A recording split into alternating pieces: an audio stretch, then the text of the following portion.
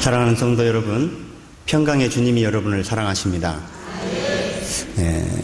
저희 비금 제일교회 방법으로 한번 인사를 한번 나누겠습니다. 옆에 분을 보시고 인사합니다. 밤에 만나니 더 반갑습니다. 예배 생활에 목숨을 겁시다.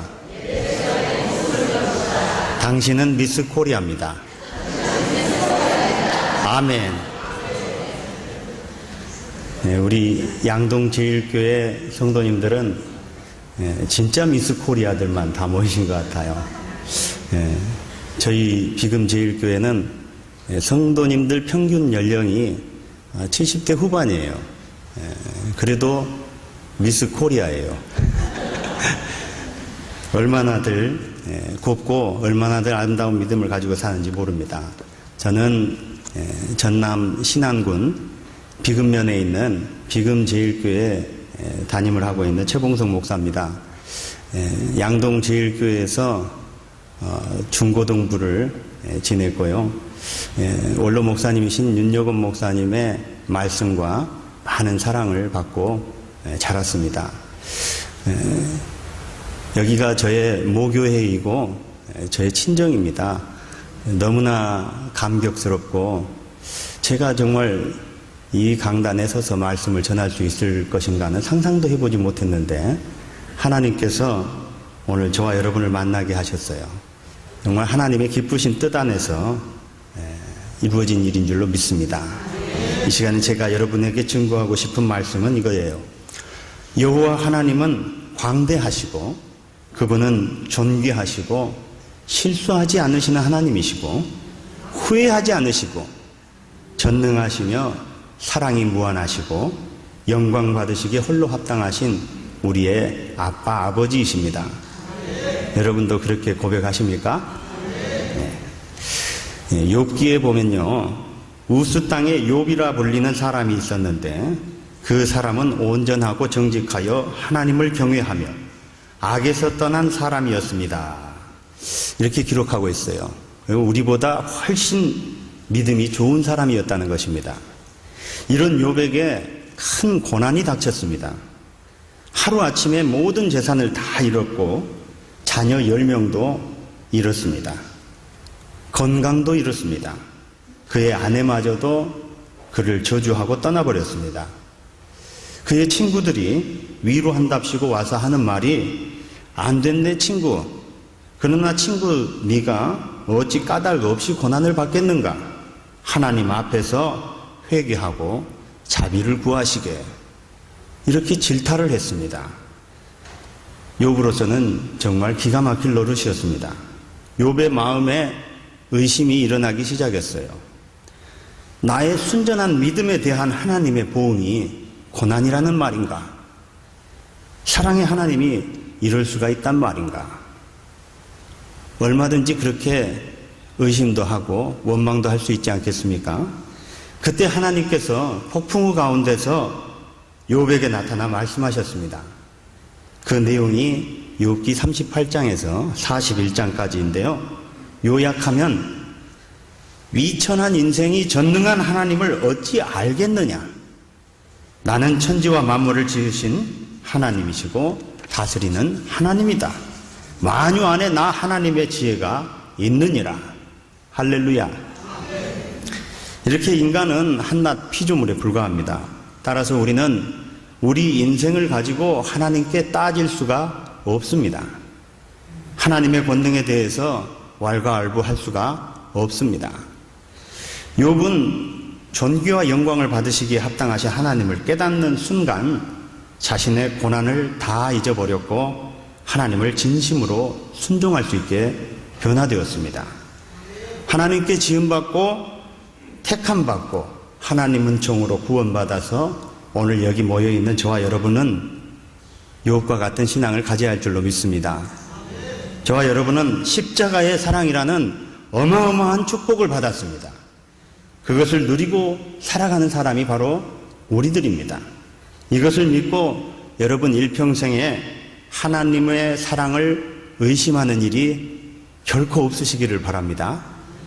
오늘 말씀의 제목은 만유 안에 있는 하나님의 지혜입니다. 다시 말해서 모든 만물 안에는 창조주 하나님의 지혜가 담겨 있고 자세히 들여다보면 하나님의 뜻을 깨달아 알 수가 있다. 그런 말이고요. 우리 비금에서 하는 말로 표현하면은 사방대가 다 하나님의 말씀이 있다. 이렇게 말할 수가 있겠습니다. 하나님의 뜻을 가장 잘 보여주는 것이 무엇입니까? 우리가 아까 들고 선언했던 하나님의 말씀 성경이지요. 거기 보면은 모든 말씀이 다 있습니다. 거기를 보면은 정말 많은 물소리 같은 하나님의 음성이 우리를 향해서 쏟아지고 있습니다. 들을 귀가 열리시기를 바랍니다. 그러면 성경 보면 되지 뭐하러 만물을 자세히 들여다봅니까? 이렇게 질문하실 수도 있는데요. 맞습니다.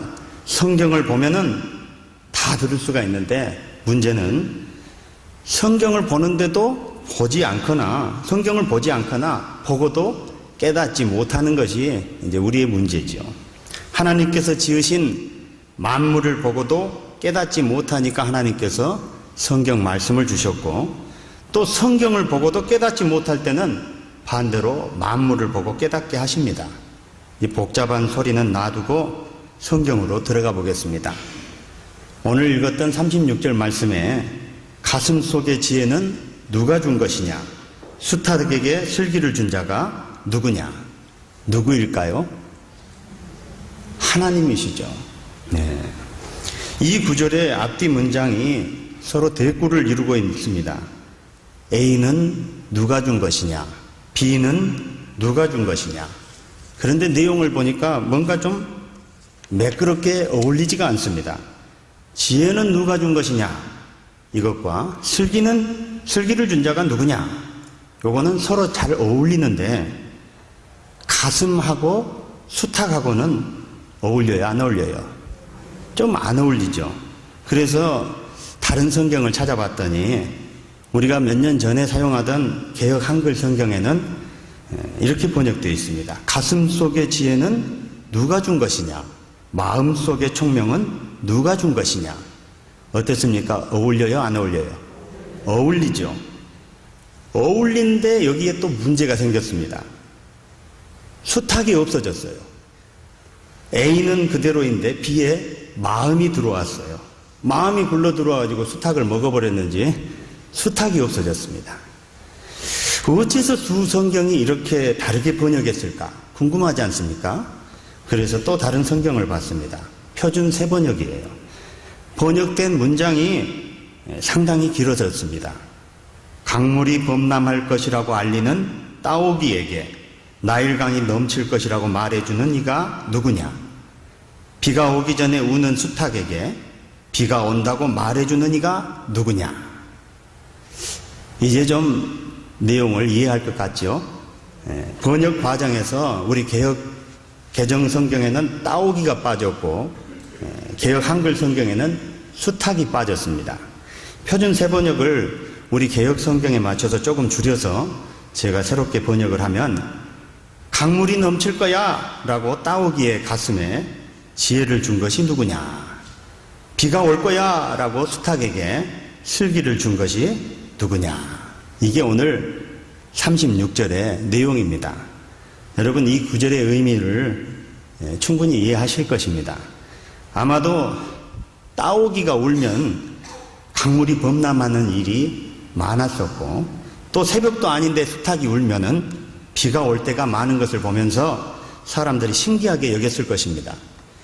어떻게 저 새들이 기상 변화를 예감할 수 있었을까? 그건 틀림없이 하나님께서 쟤네들에게 지혜를 주신 걸 거야. 하나님은 새들에게도 지혜를 주시고 우주 만물을 섭리하시고 인간의 생사화복도 주관하시는 전능하신 하나님이시니 그분 앞에 겸손하라는 말씀입니다. 이렇게 새를 보면서도 하나님의 지혜를 깨닫게 된다는 것이죠. 사랑하는 성도 여러분, 세상 만물이 다 하나님의 지혜로 가득합니다. 자세히 들여다보면 어디서나 그것을 깨달을 수가 있습니다. 제가 비금도 섬에서 비금 제1교회를 섬긴 지가 이제 7년 정도 됩니다. 원래는 저도 도시 사람이었어요. 거기서 살다 보니까 이렇게 시커매졌고 오늘 또 특별히 모교회 양동제일교회 가서 설교를 한다니까 어제 이웃교회 권사님께서 미용실을 하시는데 이쁘게 해준다고 한 것이 이렇게 볶아가지고 예, 이렇게 됐을 뿐이지 저도 원래는 봐줄만 한 사람이었습니다. 제가 비금 제일교회 부임해서 1년쯤 되니까 닭을 키우게 됐어요. 손님이 오면은 잡아줘야 되니까 토종닭도 키우고 또 시골 농부 교인들에게 너무나 변화가 없는 삶이기 때문에 애완닭도 키워서 눈요기도 좀 시켜드리려고 이렇게 닭을 키우게 됐습니다. 이 닭을 키우면서 제가 닭에게서 하나님의 지혜를 많이 배웠습니다. 누구에게 배웠다고요? 닭에게. 세상에 많은 동물 가운데 암탉처럼 행복한 동물이 없더라고요. 수탉이 먹이 활동을 하다가 우연히 이제 지렁이 한 마리를 발견하면은 부리로 콕 조아가지고 놔두고는 꼭꼭꼭 하고 암탉을 부릅니다. 어떻게 부른다고요? 그러지.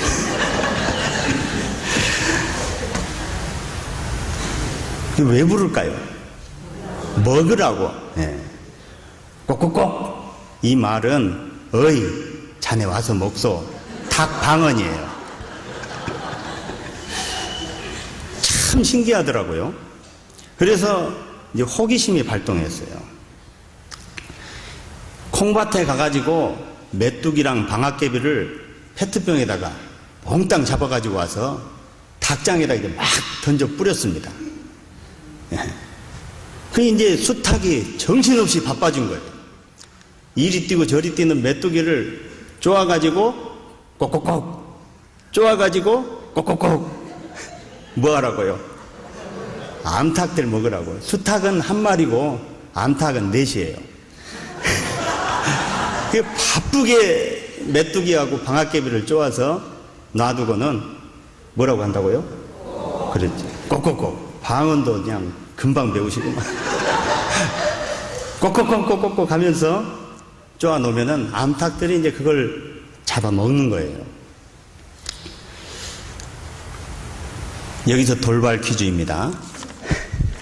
수탉이 메뚜기 100마리를 던졌을 때 메뚜기를 몇 마리나 먹었을까요?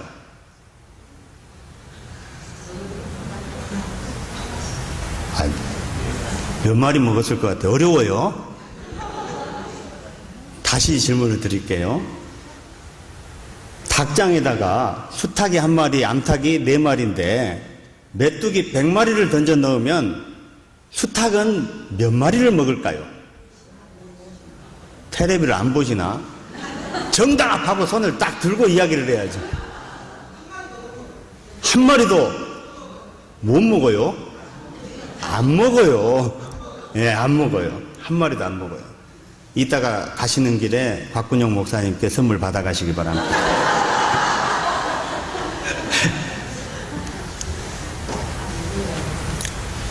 정말로 수탉은 1마리도 안 먹더라고요. 뭐 남의 집 닭은 모르겠고 제가 키웠던 닭들은 지금까지 수탉들은 암탉을 놔두고 혼자 먹는 일이 절대로 없습니다. 수탉이 얼마나 암탉을 챙기는지 수탉에게 수탉을 보면서 남자인 제가 좀 부끄러운 마음이 들더라고요. 내가 저렇게 암탉이 아니라 뭐죠?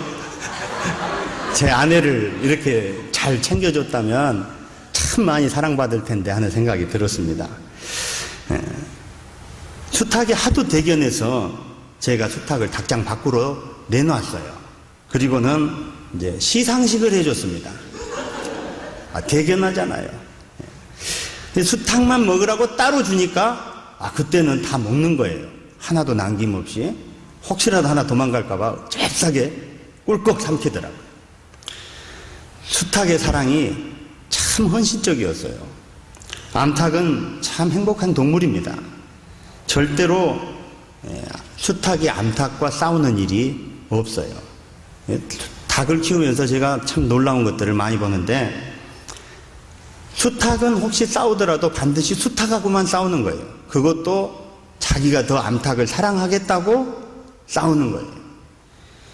혹시 암탉하고 싸우는 수탉이 있다면 그 수탉은 아직 벼슬이 자라지 않은 철이 안 든 수탉이에요. 좌우지간 철든 수탉은 절대로 암탉을 쪼거나 차거나 하지를 않습니다. 의심스러우면 한번 해보세요. 이렇게 항상 암탉을 위해서 먹을 것도 헌신하고, 그렇게 희생적인 사랑을 하는 것을 보았습니다. 자기 아내를 미워하거나 때리는 남자는 뭐만 또 못한 사람? 제가 한 말이 아니고 여러분들이 한 말이에요. 한 번은 한 겨울에 암탉이 달걀을 품기 시작했습니다. 암탉의 모성도 대단합니다. 일단 알을 품으면은 21일 동안 먹이 먹는 시간 빼놓고는 꼼짝도 안 하고 달걀 위에 꼭 앉아서 알을 품습니다. 비금은 섬이기 때문에 겨울에 바람이 많이 붑니다. 그리고 바다에서 불어오는 바람이 습기까지 머금고 있어서 몸에 닿으면 너무나 춥습니다. 그런데 그 바람을 온몸에 맞으면서 암탉이 달걀을 품고 있어요. 눈이 와도 비가 와도 꿈쩍도 안 하고 품습니다. 어느 날 아침에 창밖을 보니까 밤사이에 눈이 엄청나게 내렸어요. 순간 마음에 걱정이 들었습니다. 밤새 눈에 얼어 죽지는 않았을까? 닭장에 달려가서 봤더니 제가 거기서 깜짝 놀랄 일을 보고 말았습니다. 제 생각에는 혹시 너무 추워서 알을 포기하고 어디 구석에 가서 숨어 있으려니 이런 생각도 했었는데, 세상에 암탉이 꼼짝도 안 하고 그 눈 속에서 달걀을 품고 있는 거예요. 그런데 자세히 보니까 암탉이 너무 키가 커 보여요. 자세히 들여봤더니 달걀 위에 암탉이 있고 암탉 위에 수탉이 또 품고 있는 거예요. 그 수탉의 눈빛을 보는데 얼마나 비장한지. 바람아 불 테면 불어라. 누나 올 테면 와봐라. 내 아내와 내 자식은 내가 지키겠다. 이 수탉한테 제가 또 감동을 받았어요. 사랑하는 성도 여러분, 저는 그 순간 하나님의 말씀이 떠올랐습니다. 암탉이 그 새끼를 날개 아래 모음같이 내가 내 자녀를 모으려 한 일이 몇 번이더냐. 그러나 너희가 원하지 아니하였도다. 우리 하나님의 사랑이 암탉의 사랑이나 수탉의 사랑보다 훨씬 더 크다는 것을 믿으시기를 바랍니다. 이 사건을 오늘 말씀에 대비시키면 수탉에게 사랑을 주신 자가 누구냐? 십자가에서 목숨을 주신 자가 누구냐? 여러분이 살아가면서 혹시 수탉을 만나든지 아니면 무슨 일을 만나든지 하나님의 말씀을 발견하고 깨닫는 삶을 살아가시기를 바랍니다. 이번에는 쥐 이야기입니다. 누구 이야기라고요? 쥐. 우리 교회는 목포노의 신안시찰회 안에서 가장 화목한 교회로 좀 소문이 나 있습니다. 재직회가 모이면은 안건이 없어서 재정 보고만 하고 몇 분 안에 그냥 폐회합니다. 그런 저희 교회에서 3번이나 다룬 안건이 있어요. 권사님 한 분이 손을 딱 들더니 쥐를 잡기로 동의합니다. 그래서 재직들이 어떻게 쥐를 잡을 것인가 논의를 했고 쥐약을 놓기로 결의를 했습니다. 그런데 쥐약을 놔도 쥐는 계속해서 성하는 거예요. 다음번 재직회에 쥐구멍을 막기로 결의를 했습니다. 쥐구멍을 막아도 쥐가 계속 성한 거예요. 3번째 재직회에서 안수 집사님이 손을 딱 들더니 고양이를 청빙하기로 동의합니다. 여러분, 이것이 실화예요. 어쩌다 이런 일이 일어났냐면 저희 사택이 옛날식 슬레트 지붕인데 거기 위에다 이제 함석을 더 씌웠습니다. 그러니까 천정하고 지붕 사이에 쥐들이 서식하기 딱 좋은 그런 공간이 생긴 거죠. 어느 날부터 천장에서 쥐가 달려다니는 소리가 들리기 시작했습니다. 그러니까 한두 마리 돌아다니겠거니 생각하고 그냥 내버려 뒀습니다. 그런데요, 이상하게 교회는 부흥을 안 하는데 쥐들은 막 부흥을 하는 거예요. 뭐 전도 잘하는 쥐가 들어왔는지, 아니 뭐 생육하고 번성을 하는지, 천정에서 집회를 하는지 운동회를 하는지 뭐 몰려다니는데 천둥 소리가 나는 거예요. 저는 그때 층간 소음이 살인도 부를 수 있겠구나, 처음으로 그걸 생각했습니다. 저희 집은 아파트도 아닌데도 층간 소음이 나는 거예요. 어느 날 갑자기 사택 전화가 먹통이 됐어요. 교회 식당에 가도 전화가 먹통이에요. 교육관에 가도 안 들려요. 왜 그랬을까요? 안 가르쳐줘도 이렇게 잘하죠. 이 쥐들이 그 안에서 전화선을 갉아먹어버린 거예요. 그래서 KT에 전화를 해가지고 도와달라고 부탁을 했더니 전봇대에서 집으로 들어가는 회선에는 아무 이상이 없습니다. 안에서 일어난 일이니 목사님이 알아서 하세요. 그래서 이제 제가 목사니까 할 수 있는 일이 있죠. 기도했습니다. 천장 안에 있는 걸 제가 어떻게 합니까? 하나님, 쥐가 전화줄을 갉아먹었어요. 해결해 주시옵소서. 며칠이 지나지 않아서 태풍이 올라왔어요. 볼라벤 들어보셨죠? 볼라벤이 오고 하루 지나니까 또 벤빈이 왔어요. 그리고 또 며칠 있으니까 뭐 삼반가 뭐 태풍이 연거푸 3개가 오더니 우리 마을 전봇대에 있는 전화선들이 다 떨어졌어요. 그래서 감사합니다. 다 주워다가 이제 외부로 이제 노출시켜서 사택과 식당과 교육관 다 이제 연결을 했습니다. 그리고 이제 안심하고 있는데 바로 또 전기줄이 나간 거예요. 전기가 들어오지를 않아요. 이것도 전화해 봤더니 밖에서 집으로 들어가는 전기는 아무 이상이 없어요. 또 누가 한 거예요? 우리 교회가 이상해서 그런 게 아니라 이 정도 사태가 되니까 재직회를 3번이나 한 거예요. 전기선도 고쳤습니다. 그때 이 쥐를 통해서 깨달았습니다. 우리 안에 작은 죄 한두 개가 있을 때 그것을 방치해두면 언젠가 어디선가 하나님과 나의 연결선도 끊어지고 생명성도 끊어지고 축복의 문도 차단될 수 있겠구나. 데살로니가전서 5장 22절에 악은 어떤 모양이라도 버리라. 사랑하는 성도 여러분, 여러분 안에 작은 죄가 있을지라도 반드시 회개하시기 바랍니다. 그것이 나에게 즐거움을 주는 것이라 할지라도 하나님이 기뻐하시지 않는 것이라면 그 모양조차도 버리는 성도들이 되시기를 바랍니다. 이번에는 개 이야기입니다. 저희 사택에는 6년 된 발발이 아롱이가 있어요. 서당계 3년이면 뭘 하죠? 풍어를 읊는다. 사택계 3년이면 뭘 할까요? 예? 사택계 3년이면 신방을 합니다. 참 신령한 개예요. 저희 교회는 새벽에 시골이니까 차인벨 종을 칩니다. 그 소리에 맞춰서 개가 찬양을 해요.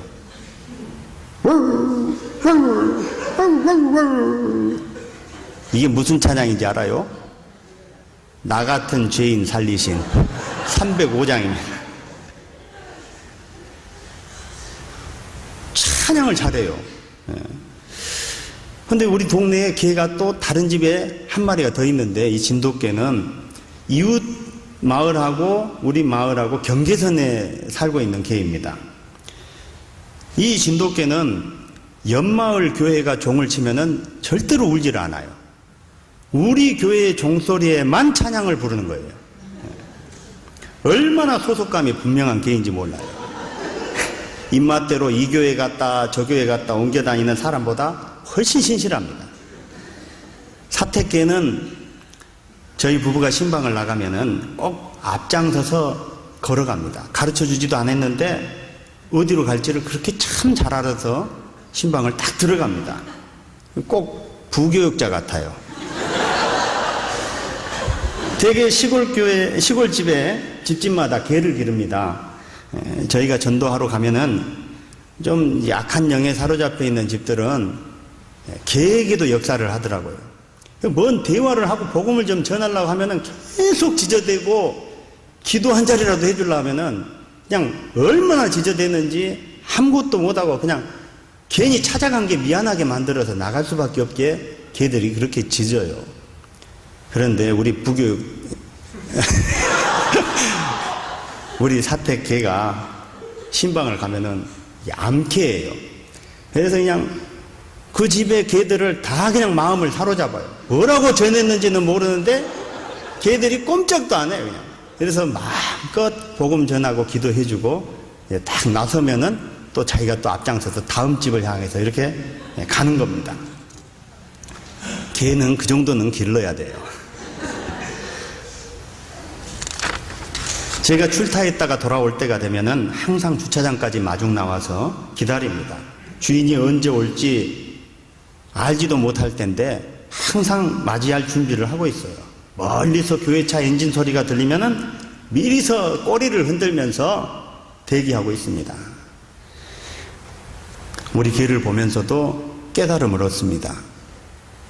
그러므로 깨어 있으라. 집 주인이 언제 올는지, 혹 저물 때일는지, 밤중일는지, 다굴 때일는지, 새벽일는지 너희가 알지 못하느니라. 그 오늘 말씀에 대비하면은 개에게 충성심을 주신 이가 누구냐? 너희 안에 성령을 주신 이가 누구냐? 개를 통해서도 하나님의 지혜를 깨달을 수가 있습니다. 이렇게 신실한 우리 개가 하루는 사택 문을 막 두드려요. 절대로 현관 안에 들어오지 않고 밖에서만 사는 애인데 사택 현관을 들어와서 집 문을 두드리는 거예요. 그래서 나가봤더니 걔가 덜덜 떨면서 비틀비틀 하더니 쓰러졌다 일어났다 쓰러졌다 반복하는데 그 눈빛을 보니까 주인님 저 좀 도와주세요. 저 좀 살려주세요. 그런 눈빛이에요. 시골 섬에 동물병원이 있겠습니까? 개를 구할 방법이 없어서 당황하고 있다가 갑자기 생각나는 사람이 한 분 있었습니다. 어느 교회나 만물 박사들이 한 분씩 있지 않습니까? 우리 교회에도 안수 집사님이 학위만 없지 만물 박사예요. 그래서 이제 그분에게 전화를 했어요. 했더니 목사님 그것은 개 질랄병이라 그냥 놔두면은 튀어나가서 논두렁에 빠져 죽어요. 그럼 어떻게 하면 좋습니까? 수도가에 데리고 가서 찬물을 쫙 끌어 부르시오. 그러면 금방 좋아질 거예요. 그래서 제가 시키는 대로 가가지고 물을 이렇게 뿌렸습니다. 샤워를 시켰더니 정말 개가 안정이 되더니 회복이 됐어요. 도저히 자기 힘으로는 해결할 수 없는 문제 앞에서 주인에게 달려와서 도움을 구하는 우리 개를 보면서 또 한 번 깨달았습니다. 마태복음 11장 28절에 수고하고 무거운 짐진 자들아 다 내게로 오라. 내가 너희를 쉬게 하리라. 병든 자를 치유하시고 괴로움이든 두려움이든 외로움이든 슬픔이든 근심이든 그 어떤 인생의 무거운 짐이라도 대신 지시고 해결해 주시는 전능하시고 자비로우신 주님이 내게도 있구나. 믿습니까? 이 사건을 오늘 말씀에 대비시키면 주인을 따르라고 개에게 지혜를 주신 자가 누구냐? 구하라, 찾으라, 두드리라 명하신 자가 누구냐? 우리도 우리를 위해 도와주시는 주님 앞에 언제든지 구할 수 있게 되기를 바랍니다. 오늘 여러분은 하나님의 놀라운 기적을 지금 보고 있습니다. 그게 바로 저예요. 우리 양동제일교회 역사상 가장 재앙스럽고 엉뚱하고 사고 뭉치였던 최봉석이 목사가 되었다. 지금 저기 앉아있는 친구들이 많이 있어요. 다 돼도 최봉석은 안 된다고 다들 생각할 거예요. 어떻게 그런 일이 있을 수 있느냐. 그래서 제가 생각하는 하나님은 익살스러운 하나님이신 것 같아요. 그러나 여러분, 하나님이 하시는 일에 실수가 있겠습니까? 하나님이 후회하시겠습니까? 절대로 될 수 없을 것 같은 부족한 저를 사용하셔서 목사가 되게 하시고 주님이 보내신 곳에서 목회 사역을 할 수 있도록 하신 것은 하나님이십니다. 여러분, 사람은 없어져도 기도는 남는 것 같아요. 제가 이곳에서 신앙생활 하는 동안에 저를 위해서 기도하신 분들이 많습니다. 중고등부 때 이렇게 선생님으로, 교사로 활동하셨던 선생님들이 어느 분은 저 때문에 눈물을 흘리면서 기도도 하셨고, 또 저에게 어떻게든 좋은 길을 가르쳐 주시기 위해서 좋은 말씀 준비해서 주일날 이렇게 전해주시고 격려해 주셨던 선생님들이 권사님도 되셨고 장로님도 되셨습니다. 그분들이 기도한 것은 사라지지를 않는 거예요. 사랑하는 성도 여러분, 여러분이 지금 교회에서 무슨 일을 맡았든지 여러분이 기도하면서 할 때에 하나님은 반드시 이루어 주신다는 것을 믿으시기를 바랍니다. 최봉석이를 목사 만든 자가 누구냐? 죽을 자를 살리는 이가 누구냐? 우리 하나님께서는 지금도 우리 모든 것 안에서 우리에게 말씀하고 계십니다.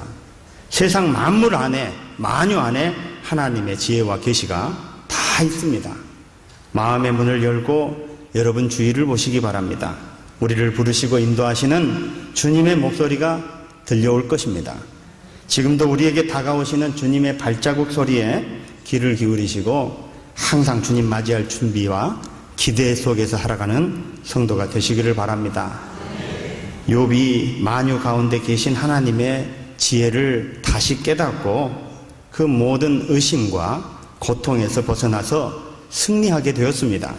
저와 여러분도 믿음의 선한 싸움을 싸우며 사명의 길 끝까지 달려가서 우리를 위해 예비해 놓은 의의 면류관을 우리 손에 넣기까지 기도하면서 주님의 말씀을 늘 발견하고 살아가며 승리하는 성도들이 되시기를 주님의 이름으로 축원합니다.